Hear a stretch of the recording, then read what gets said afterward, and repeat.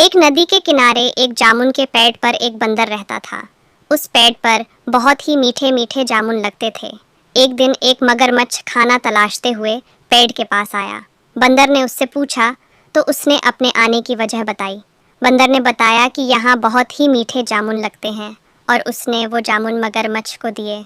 उसकी मित्रता नदी में रहने वाले मगरमच्छ के साथ हो गई। वह बंदर उस मगरमच्छ को रोज खाने के लिए जामुन देता रहता था। एक दिन उस मगरमच्छ ने कुछ जामुन अपनी पत्नी को भी खिलाए। स्वादिष्ट जामुन खाने के बाद उसने यह सोचकर कि रोजाना ऐसे मीठे फल खाने वाले का दिल भी खूब मीठा होगा, उसने अपने पति से कहा कि उसे उस बंदर का दिल चाहिए और वो इसी जिद पर अड़ गई। उसने बीमारी का बहाना बनाया और कहा कि जब तक बंदर का कलेजा उसे नहीं मिलेगा वो ठीक नहीं हो पाएगी।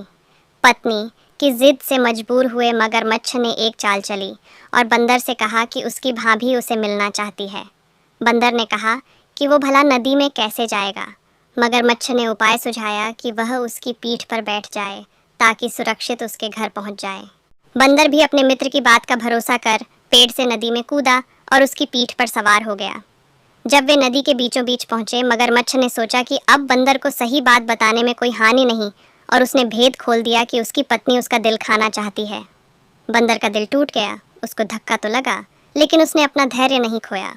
बंदर तपाक से बोला, ओह मेरे मित्र, तुमने यह बात मुझे पहले क्यों नहीं बताई? क्योंकि मैंने तो अपना दिल जामुन के पेड़ में संभाल कर रखा है।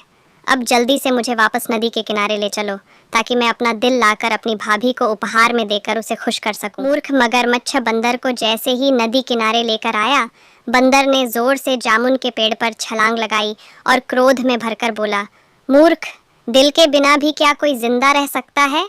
जा, आज से तेरी मेरी दोस्ती समाप्त। तो बच्चों, हमें इस कहानी से यह सीख मिलती है कि मुसीबत के क्षणों में धैर्य नहीं खोना चाहिए। तो मेरे प्यारे दोस्तों, कैसी लगी मेरी ये कहानी मुझे कमेंट करके ज़रूर बताएं और इसे अपने दोस्तों के साथ शेयर करें।